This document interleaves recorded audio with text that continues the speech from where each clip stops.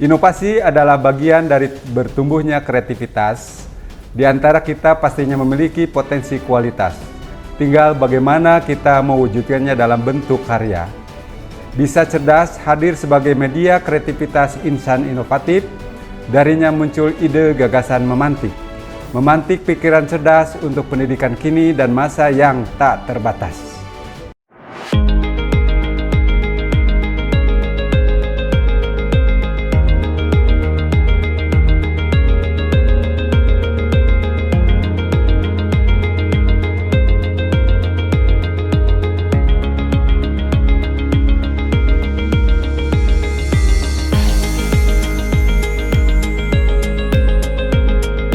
Assalamualaikum warahmatullahi wabarakatuh. Selamat berjumpa kembali dalam podcast Bisa Cerdas. Podcast bincang santai seputar cerita pendidikan PAUD, pendidikan masyarakat, dan pendidikan dasar yang diinisiasi oleh Dinas Pendidikan Kabupaten Bandung Barat. Nah, Sobat Disdik, saat ini tentu di momen Hari Guru Nasional, banyak inovasi-inovasi yang sudah dikeluarkan oleh insan pendidikan, dan inovasi ini tentu saja akan meningkatkan kualitas pendidikan khususnya di lingkungan Dinas Pendidikan Kabupaten Bandung Barat. Nah, berbagai macam inovasi tentu akan dirangkum menjadi sebuah karya nyata, dan itulah yang akan menjadi satu bukti bahwa kualitas pendidikan khususnya di Bandung Barat ini terus bertumbuh dan berkembang. Nah, salah satu yang menjadi daya tarik Bandung Barat sebagai kabupaten yang memiliki potensi-potensi terutama di bidang seni, budaya, dan tidak terkecuali pendidikan, memunculkan berbagai macam kreativitas dari insan pendidikan. Salah satu yang paling menonjol dari kabupaten ini adalah tentang kearifan lokal. Dan inilah yang menjadi satu keunggulan, yang menjadi satu keunikan dari wilayah yang demikian majemuk ini. Nah, salah satu yang menjadi terobosan kabupaten ini, kita akan membahas sebuah regulasi yang mengembangkan potensi yang ada di Kabupaten Bandung Barat. Salah satunya adalah munculnya Peraturan Bupati Bandung Barat Nomor 55 Tahun 2023 tentang kurikulum muatan lokal yang berbasis keunggulan dan kearifan lokal. Nah, hadir di podcast pada kesempatan ini salah seorang perumus dari Perbub tersebut.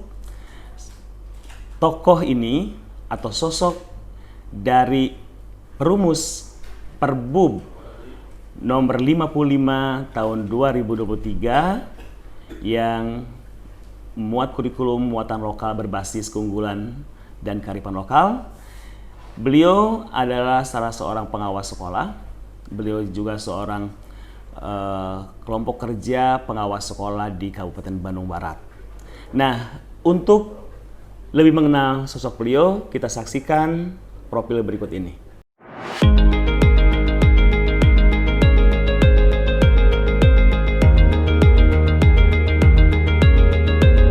Nah, Sobat Disdik,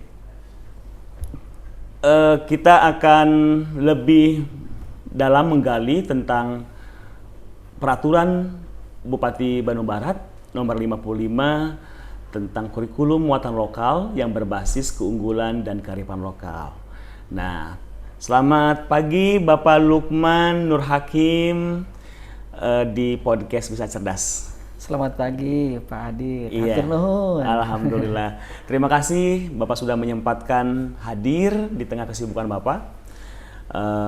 Sangat menarik ya Pak. Bapak sudah berkiprah demikian banyak di Dinas Pendidikan ini. Bapak tercatat sebagai fasilitator sekolah guru penggerak, sekolah penggerak ya Pak ya, sekolah penggerak, kemudian juga pelatih ahli ya Pak ya. Iya, itu pelatih ahli. Pelatih ahli dari program sekolah penggerak juga ya. Di awal. Iya, di awal-awal ya Pak, tahun 2021, 2022 gitu ya. Iya. Sampai sekarang menjadi fasilitator ya Pak ya? Nah, hari ini fasilitator. Oh, fasilitator di program sekolah penggerak ya. Sampai habis program mungkin nanti. Sampai habis program ya? Alhamdulillah. Ini menjadi satu kebanggaan bagi Kabupaten Bandung Barat khususnya, bahwa salah seorang insan pendidikan berkiprah dan mewarnai dari pendidikan, diantaranya program sekolah penggerak. Nah, Bapak boleh menyapa dulu mungkin Pak kepada Sobat Tisdik? Ya, baik. Terima kasih Pak Adit. Assalamualaikum warahmatullahi wabarakatuh. Waalaikumsalam. Para netizen mungkin ya, para penonton di rumah maupun di mana saja berada.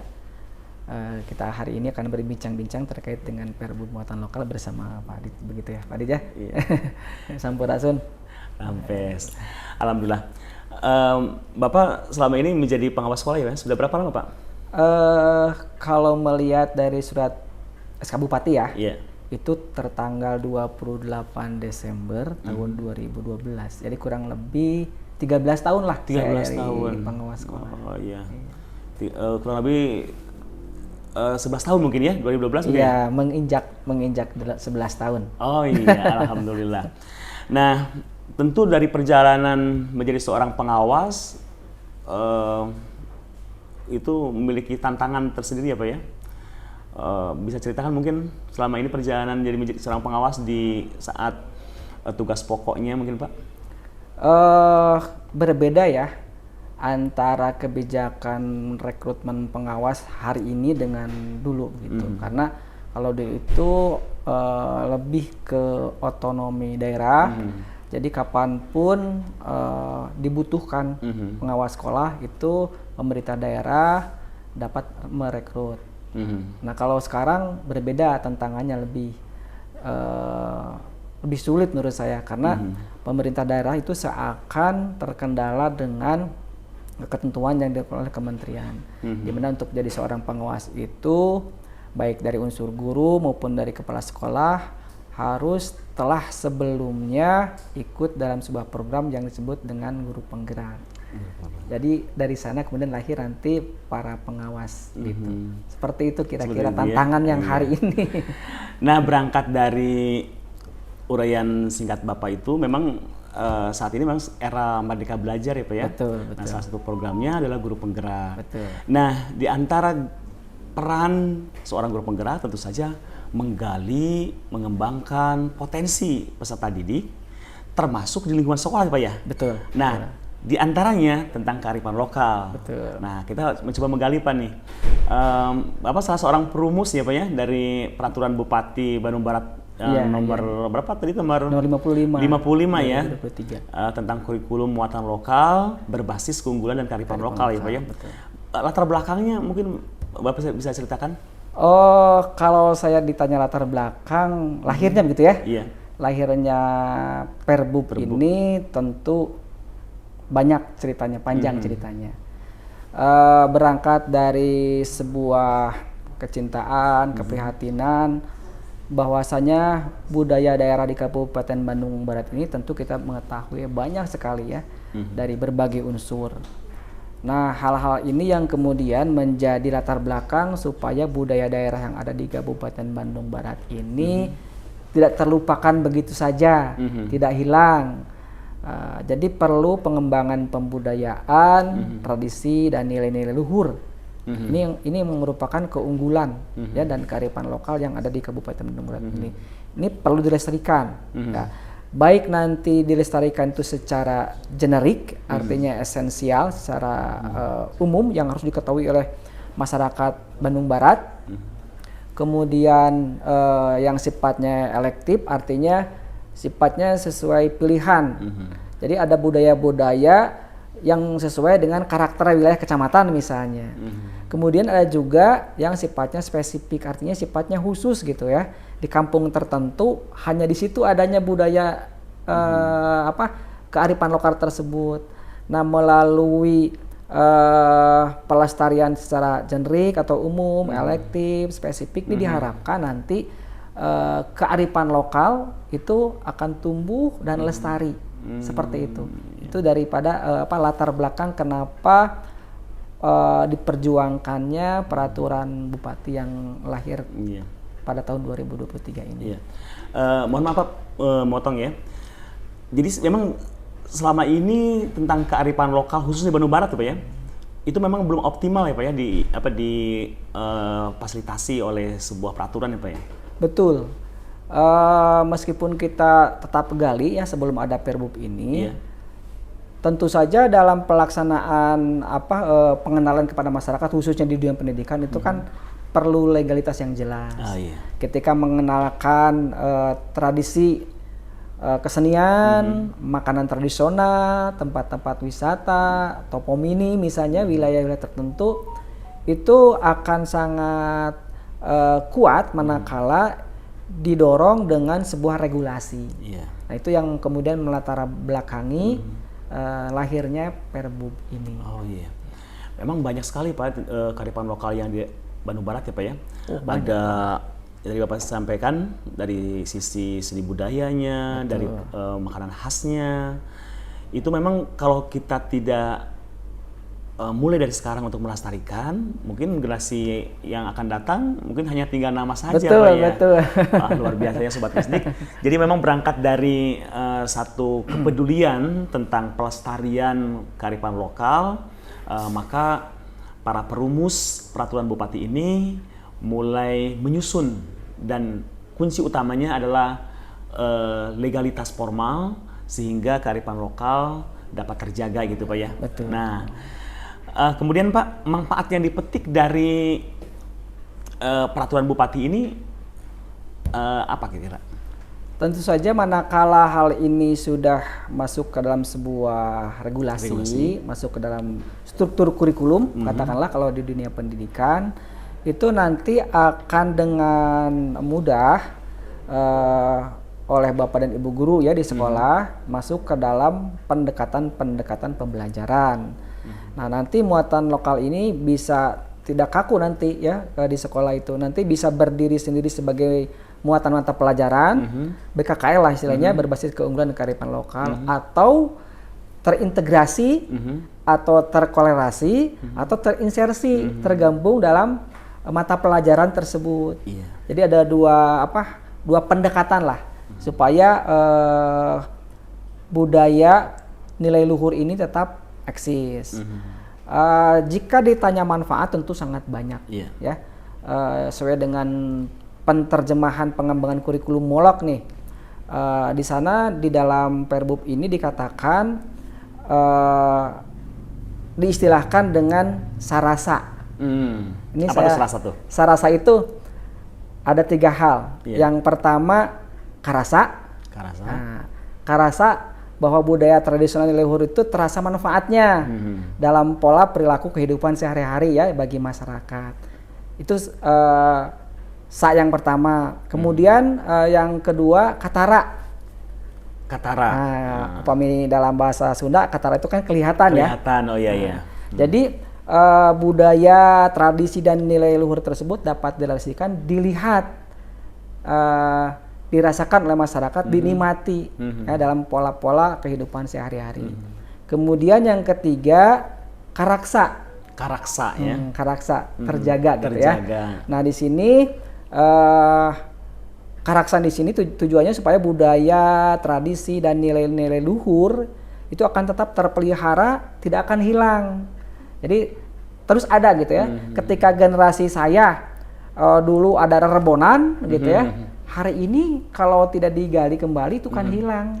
Iya, iya. Tergantikan oleh game online gitu. Betul. Oleh karena itu penterjemahan pengembangan kurikulum yang sifatnya sarasa tadi atau karasa, katara dan karaksa itu perlu dikembangkan. Yang kedua, manfaatnya juga melalui pengembangan dan pembudayaan tradisi nilai luhur ini tentu sebagai karakter unggul nih dari khasnya daerah. Ini bisa dibentuk dalam sebuah pembiasaan dan pembudayaan. Hari ini di sekolah-sekolah sudah sangat kental dengan program-program pembiasaan dalam pengembangan karakter. Salah satu yang perlu dikembangkan adalah tadi kearifan lokal. Ini manfaatnya nanti anak lebih mengenal lagi dari budayanya sendiri, begitu tidak akan terlupakan. Nah, bentuk-bentuk manfaat ini nanti masuk dalam pola pembiasaan, ya, pembudayaan yang nanti dilakukan dengan sebuah aktualisasi, baik di muatan mata pelajaran maupun di dalam insersi mata pelajaran tersebut. Hal-hal yang diaktualisasi dalam pola pembiasaan dan pembudayaan ini diantaranya sikap, bagaimana sikap peserta didik kita supaya mencintai kearifan lokal. Kemudian juga dibangun dari perilaku, ya.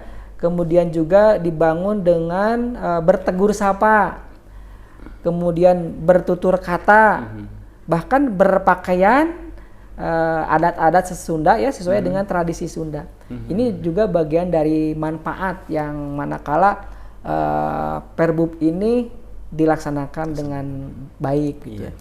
Manfaat yang lainnya diantaranya juga menggali kekayaan budaya yang dimiliki Kabupaten Bandung Barat. Seperti tadi Pak Adi sampaikan, ya, ada makanan tradisional, wajit misalnya. Kalau saja wajit ini tidak diproduksi, mungkin diambil oleh orang lain. Wajit Cililin namanya, tapi adanya di Garut. Betul. Ya, jadi produk kita diambil gitu oleh daerah yang lain. Ini penting. Jadi banyak sekali makanan tradisional yang perlu kita gali lagi. Jadi tidak hanya makan makanan yang dari luar gitu ya, anak-anak kita pun hari ini harus mengenal banyak sekali makanan tradisional. Kemudian seni budaya, wah banyak sekali kalau kita gali di Kabupaten Bandung Barat yang masuk dalam seni budaya. Ada juga yang masuknya ke legenda, Nah, ada juga masuk ke sejarah, ya, sejarah. Kemudian ada juga yang masuk ke dalam topomini, daerah-daerah tertentu, ya, bahkan ke wisata. Nah, ini adalah penggalian kekayaan budaya yang dimiliki Kabupaten Bandung Barat yang kemudian nanti disampaikan kepada peserta didik sehingga peserta didik itu mengenal hari ini dari makanan, seni, legenda, sejarah, topomini, tempat wisata. Tentu saja kalau ini dilakukan dengan serius, ini akan menjadi sebuah aset menurut saya. Misalnya lagi manfaatnya hari ini di Bandung Barat di tiap sekolah ada sebuah program pembudayaan Kemis Nyunda misalnya, ya. Nah, itu merupakan bagian integral yang tidak terpisahkan dalam pengembangan berbasis keunggulan dan kearifan lokal di KBB.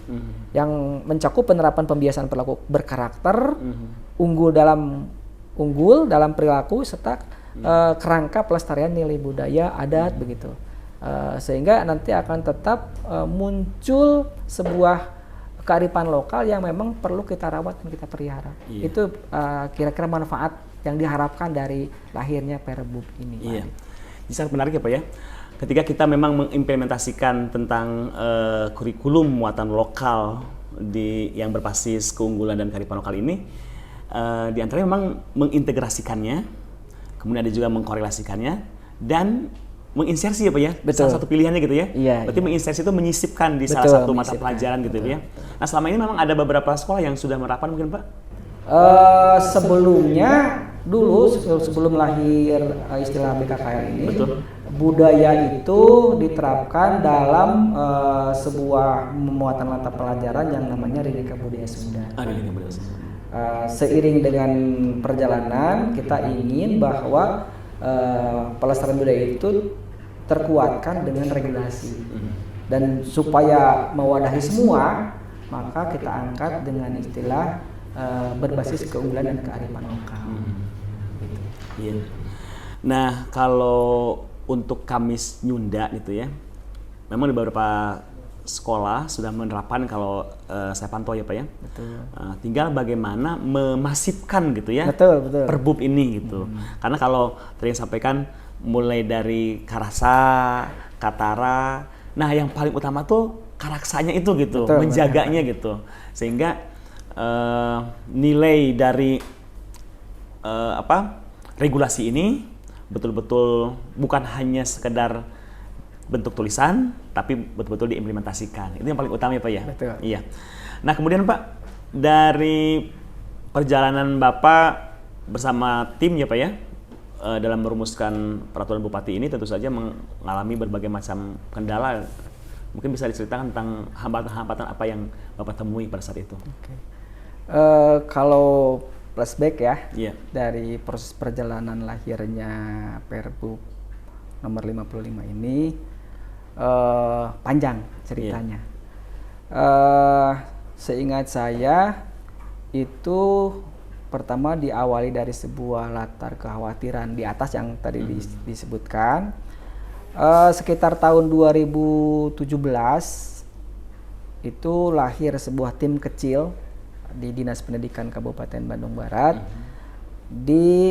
Dulu masih ada seksi kurikulum di Dinas Pendidikan Kabupaten Barat. Pada saat itu Pak Kadis yang sekarang itu beliau menjabat sebagai sekretaris dinas.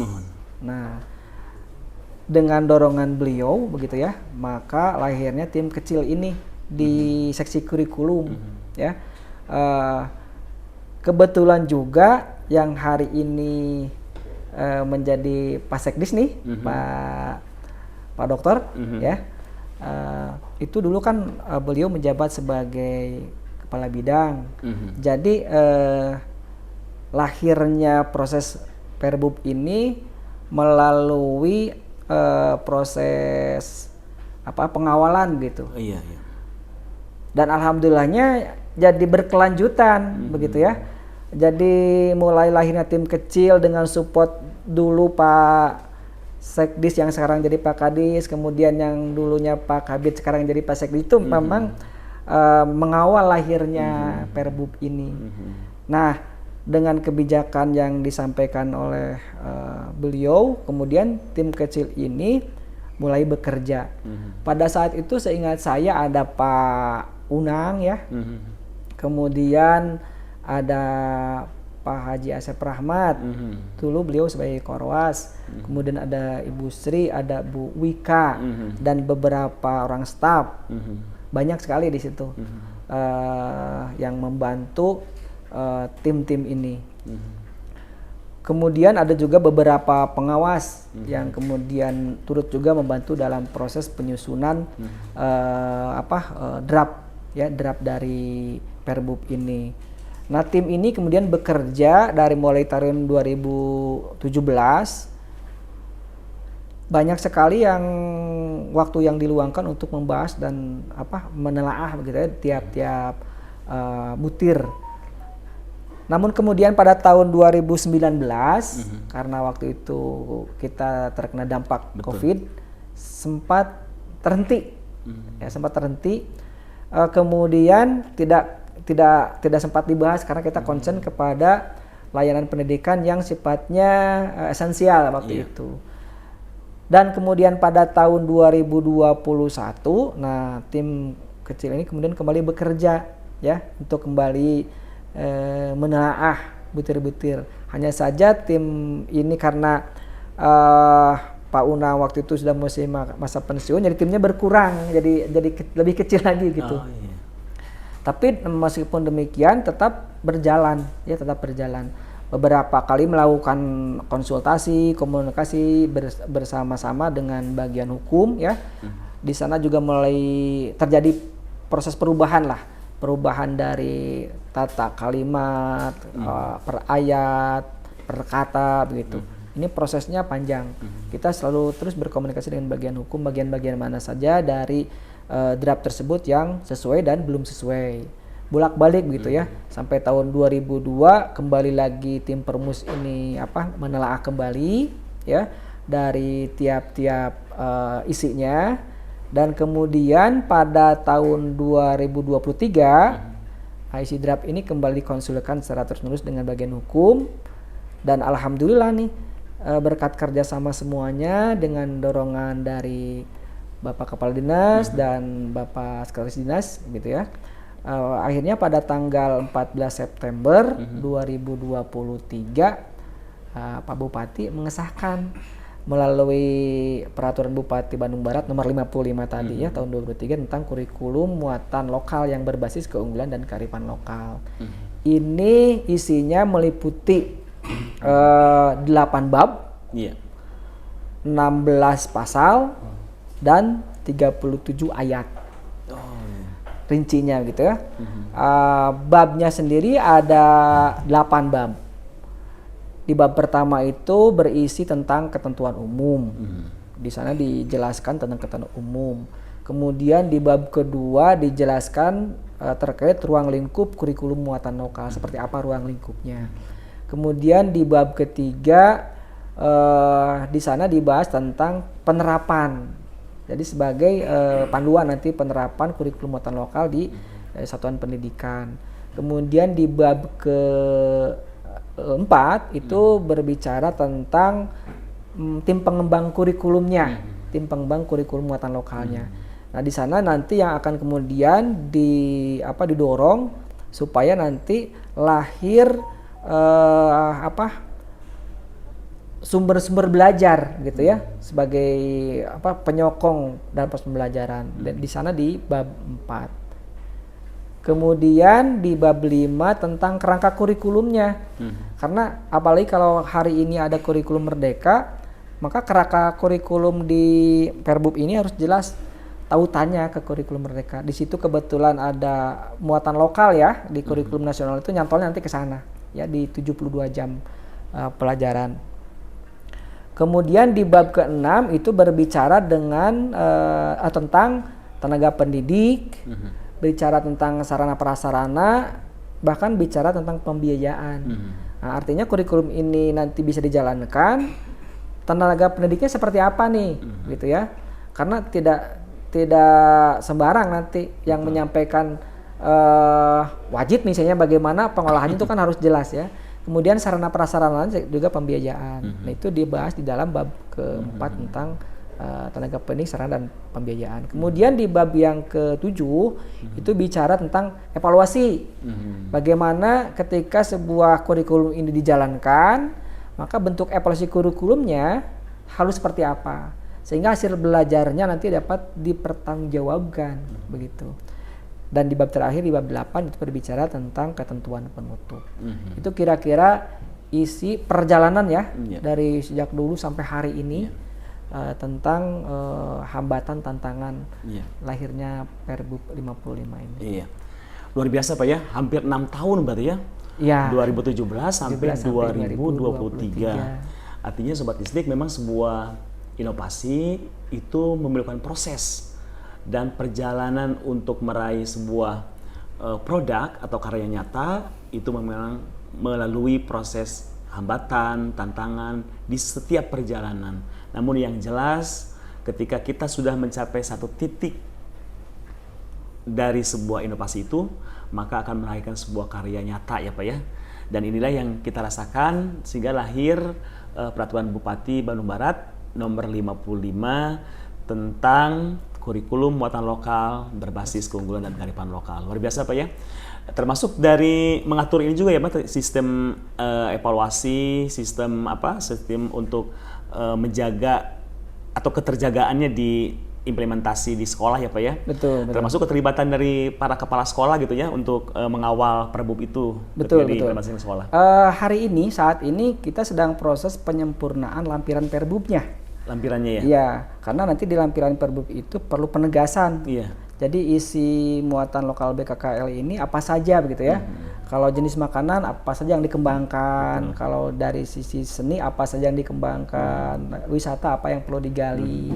Nah, itu nanti termuat dalam lampiran dari Perbub ini. Nah, untuk melahirkan Perbub ini kita pun sudah lintas SKPD kemarin dengan Dinas Pariwisata dan Budaya, nah itu juga memberikan masukan ke Dinas Pendidikan supaya nanti potensi yang ada di Kabupaten Bandung itu semuanya tergali. Nanti di dalam lampiran tersebut lahir jenis-jenis yang 6 tadi, yang mulai makanan, seni gitu ya, tokoh mininya, sejarahnya, legendanya di sana. Jadi intinya apa yang menjadi kearifan lokal ini benar-benar hidup begitu.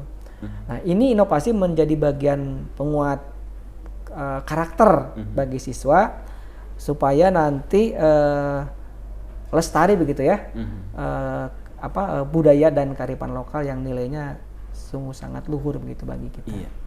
Baik Pak. Nah, Sobat Isdik, ini satu payung hukum untuk kita ketika kita memang harus bisa menggali dan mengembangkan potensi yang ada di daerah ya Pak ya tentang kearifan lokal. Ada satu kasus ya Pak ya di satu daerah, itu daerah di sekitar selatan, daerah Cililin itu ada situs peninggalan dari Dipati Ukur. Ya, betul. Nah, betul. sejauh ini memang belum tersentuh. Beberapa usulan dari masyarakat untuk bisa ada perhatian dari pihak terkait. Nah, selama ini memang belum. Nah, untuk meraih apa ya, Menampung ya. Iya, dukungan dari pihak terkait itu prosesnya seperti apa gitu Pak? Oke. Mohon. Beberapa waktu yang lalu, ini Dinas Pendidikan sudah beberapa kali menginventarisir. Oh iya. Jadi mulai mengundang para tokoh, Iya. mengundang yang kira-kira tahu tentang suatu daerah, itu sudah beberapa kali diundang Disdik dalam sebuah forum kegiatan. Bahkan kemudian lahir tadi, salah satunya yang Pak Adit sebutkan tadi ya, ada sebuah sejarah di Cilin misalnya tentang Dipati Ukur. Kemudian ada yang di Cikalong. Itu hari ini sudah kita dapatkan catatan-catatannya. Banyak sekali. Nah, tentu saja hal tersebut nanti sumbernya harus jelas. Iya. Jadi tidak hanya cerita saja. Betul. Jadi ada sumber yang jelas yang nanti produknya bisa dipertanggungjawabkan. Nanti setiap orang ini dengan lahirnya Perbub ini akan menantang.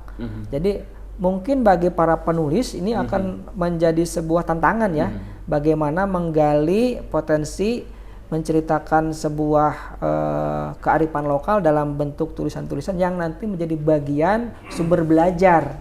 Karena tidak bisa hanya dengan cerita saja. Betul. Nah, nanti sumber belajar ini yang ditulis oleh para penulis, karena Perbub ini nanti memberikan banyak peluang nih kepada semua masyarakat, baik yang dari unsur dunia pendidikan ataupun dari luar, supaya nanti sumber belajarnya bisa digunakan. Nah, nanti sumber belajar ini melalui proses validasi di Dinas Pendidikan. Iya. Sesuai tidak dengan isi kurikulum yang dikembangkan. Nanti akan banyak, kan kaya begitu ya, sumber belajar. Misalnya saja nanti ada buku yang bercerita tentang makanan tradisional, semua jenis makanan tradisional itu ada di sana. Lahir nih sebuah buku. Kemudian juga ada buku yang bercerita tentang sejarah yang ada di Kabupaten Bandung Barat ini. Nah, nanti itu juga menjadi bagian dari sumber belajar. Iya. Ada juga mungkin nanti buku yang kaitannya tentang tempat-tempat wisata yang hari ini belum tergali gitu ya di daerah-daerah. Misalnya saja kalau Curug Maleo kan sudah tergali, mungkin di sekitar Rongga itu selain Curug Maleo masih ada tempat wisata. Nah, itu kemudian digali nanti. Dan ini juga setelah sumber belajar itu lahir, ini menjadi bagian yang kemudian dapat mendukung dalam pelaksanaan Perbub ini di dalam pembelajaran muatan lokal di tiap-tiap satuan pendidikan. Iya. Seperti itu. Baik. Emang luar biasa Pak ya. Saya beberapa hari belakang itu mendapatkan referensi tentang peninggalan-peninggalan ya, tentang prasasti, ada beberapa batu-batu menhir ya Pak ya. Betul. Di Gunung Lumbung. Nah, kalau bagi saya selaku penulis menjadi sebuah ide membuat sebuah buku tentang senandung dari Gunung Lumbung, dikaitkan dengan cerita-cerita yang berkembang di masyarakat sekitar gunung itu, yang bercerita tentang historis heroisme Dipati Ukur dalam perjuangannya melawan penjajahan Belanda. Ya, satu menarik ya Pak ya. Nah, walaupun betul. semuanya umumnya yang paling dominan adalah berkenaan dengan legenda ya Pak ya, cerita-cerita yang kadang-kadang masih perlu dibuktikan secara faktanya gitu Pak ya. Nah, sangat menarik Sobat Disdik. Pembicaraan kita 30 menit ini tentu sangat bermanfaat, karena yang paling utama adalah dari ketika kita merasakan sebuah fenomena yang ada di sekitar kita, tentu akan terlihat potensi apa yang bisa dikembangkan. Dan pada saat potensi tersebut dituangkan dalam sebuah karya nyata, maka kewajiban kita adalah untuk melestarikannya. Inilah yang menjadi spirit dan menjadi kunci utama dari pembicaraan podcast kali ini. Karasa, Katara, dan Karaksa. Bapak, mungkin terakhir ada statement yang mungkin bisa disampaikan tentang peraturan Bupati ini yang bisa memotivasi insan pendidikan di Kabupaten Bandung Barat khususnya. Tentu saja saya sangat berharap sekali ya ke depan nanti, karena kalau dilihat seperti yang tadi disampaikan, Perbub ini memberikan peluang luas nih untuk mengembangkan karakter bagi semua masyarakat khususnya. Salah satunya tadi yang Pak Adit sampaikan, segera Pak Adit menulis gitu, supaya bisa membantu mengembangkan kearifan lokal. Jadi dikenal oleh masyarakat Bandung Barat dalam hal ini di dunia pendidikan. Itu ya harapan saya, peluang ini digunakan oleh semua masyarakat di Bandung Barat. Kemudian harapan juga membuka seluas-luasnya bagi para kreator, penulis, peneliti gitu ya, untuk melahirkan karya dalam mendukung dan merealisasikan Perbub, supaya nanti dalam proses pelaksanaan di sekolah-sekolah di dunia pendidikan itu menjadi sumber belajar yang bisa mendukung.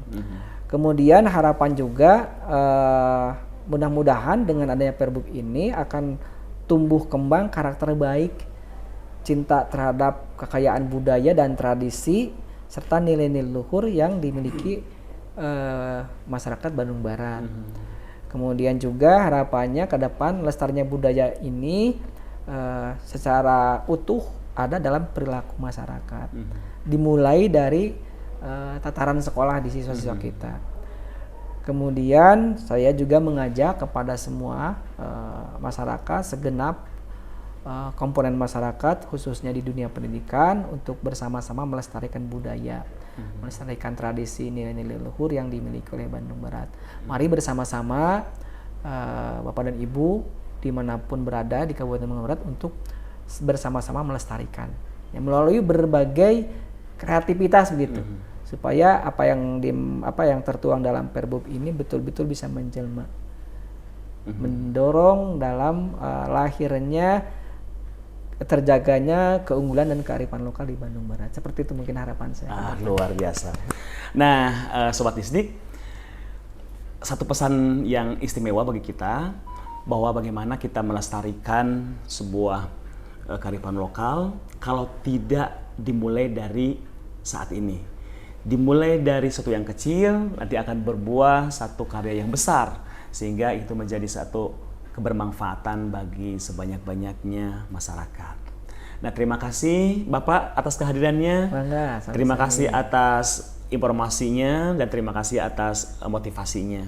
Semoga Bapak diberikan kesehatan, sukses selalu dalam karirnya, dan senantiasa membawa manfaat bagi insan pendidikan di Kabupaten Bandung Barat. Nah, Sobat Disdik, sampai di sini perjumpaan kita. Sampai jumpa lagi dengan inovasi-inovasi berikutnya. Salam cerdas. Terima kasih, Pak.